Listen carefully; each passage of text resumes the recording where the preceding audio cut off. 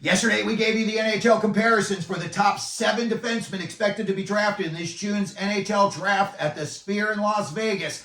And today, we're going to do the same thing with the forwards. Hey, everybody, welcome into Clearing the Benches, your one-stop shop for daily, fresh hockey content. If you go ahead and hit your subscribe button right now, every single day, we'll bring you in a new hockey video to enjoy. Well, it is no secret that the San Jose Sharks are going to select Macklin Celebrini with the #1 overall pick. 6 foot, 190 pounds. He won the Hobey Baker Award at Boston University as college hockey's best player. When you look at his game on the ice and you look at his leadership skills off the ice, one guy comes to mind for me. Jonathan Toews, former Chicago Blackhawks superstar, 3 Stanley Cup rings. Toews was a leader and he demanded that his teammates paid attention to detail.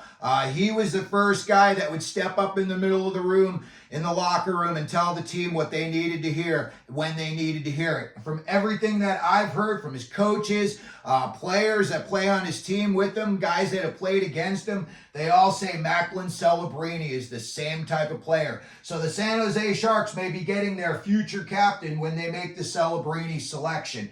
Next up, I've got Berkly Catton, 5'10", 170 pounds. This kid does it all.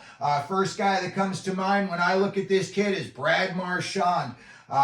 He scores. He had over 50 goals this year in the Western Hockey League. That's a rough and tumble league out there. He hits, he backchecks, he'll lift your stick, steal the puck, do a turn and burn, and he will be off to the races. He'll drop the gloves. He fought Tij Iginla this year, another kid we're going to talk about. So Berkly Catton, when I look at him, I think of Marchand. And I'll tell you what, I think Catton's game is going to translate very well into the NHL, and I think he's going to be a superstar. Third up, we've got Cayden Lindstrom. The only thing concerning about this kid is he plays a really physical game, and because of that, he's been nicked up, and he's got a little bit of a injury history. If he is 100% healthy and he's able to overcome that, he's 6'3", 210. He's a huge net front presence. All the experts say he looks like Rupe Hintz. He's got some Adam Fantilli to his game. And they say he looks a lot like former Ducks captain and Stanley Cup winner Ryan Getzlaf. Again, these are all guys that they're not usually further than like 20 feet from the net. They're the down and dirty guys. They're scoring the greasy goals, and they're getting it done. And a lot of times, you know what? They're also the guys that are working the puck out of the corner. So if Cayden Lindstrom is healthy, he could go very high in this year's draft. Next up, and this is one of the most intriguing kids in this year's draft, Ivan Demidov.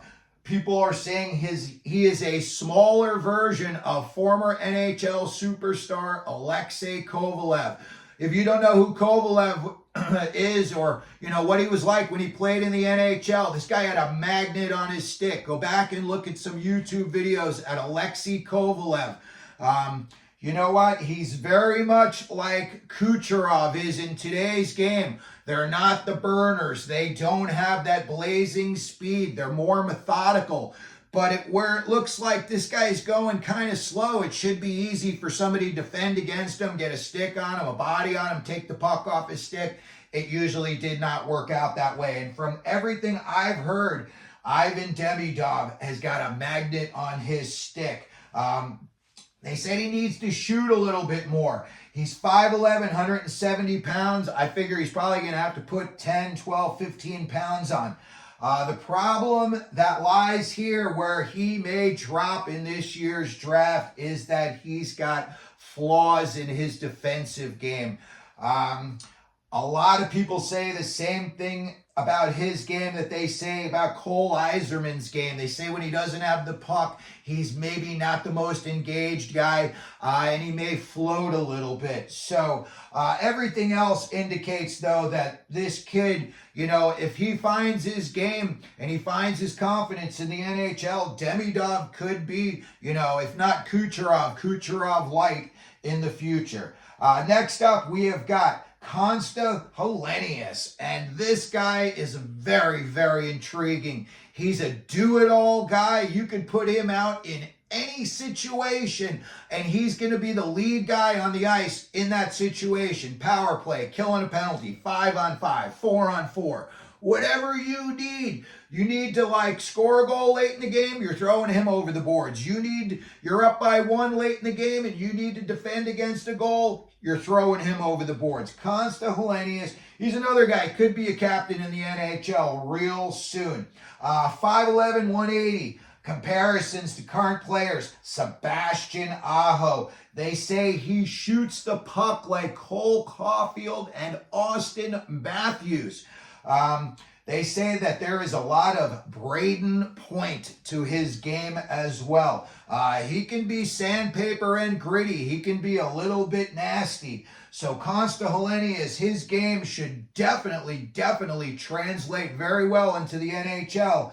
And they're saying, again, shooting the puck like Matthews and Caulfield, and his game mirrors Aho and Point, he could have a very, very long and successful career in the NHL. Next up, we've got the previously talked about Tij Iginla, 6 foot, 185 pounds. Obviously, everybody knows he's the son of NHL legend Jarome Iginla, and in my opinion, the apple did not fall far from the tree. When I look at Tij Iginla, it's funny that he fought Berkly Catton this year. They have almost got the same type of game. They both score. They're both highly skilled. They're both very tenacious. They forecheck. They hit. They fought each other, so they'll, drop the gloves. When you look at the NHL comparisons now for Tij Iginla, there are some people saying that he's got Sam Bennett-like traits to his games. And Gabe Vilardi had a hat trick this year for Winnipeg, so he found his game. And just like the old man was usually within like 15, 20 feet, 25 feet from the net in the offensive zone. And again, one of the things that Tij Iginla has that separates him from a lot of other players in the draft is he is such an excellent skater, and he knows how to use that to his advantage. Whether he's going to make himself available for a pass, an outlet pass, if he sees the guy's in trouble, he knows where to go, and he's a really good skater, so he can get there in a hurry. If he needs to, get in on the forecheck, again, he's got the really good skating skills that makes him an all-around player. Some people say that when they look at him, maybe it's not so much like his dad's game. His dad was just, again, he played in a different era where they dropped the gloves a lot more. But this kid, he may drop the gloves once or twice early on just to let everybody know, hey, it wasn't just my dad who was tough. I'm tough too. The next up and last guy we're going to talk about today is Cole Eisermann. Listen, all this kid does is score, and score some more. This kid wakes up, gets out of bed, and he scores 2 goals before he brushes his teeth. He's got a very, very similar game to Demidov. He's a little bit more methodical. They're not burners at all. But they say he can score like Ovechkin.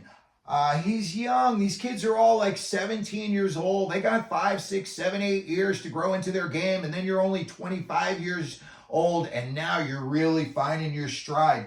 He's got an NHL body. He's 6 foot, 200 pounds, and people are saying if you want to see a guy who recently played in the NHL, might remind you of Cole Eisermann, is Phil Kessel. And I know Phil Kessel, there's a lot of like hot dog jokes about him out there, but I'll tell you what, Phil Kessel knew how to find the back of the net, and I believe he's the NHL's all-time Ironman for most consecutive games played.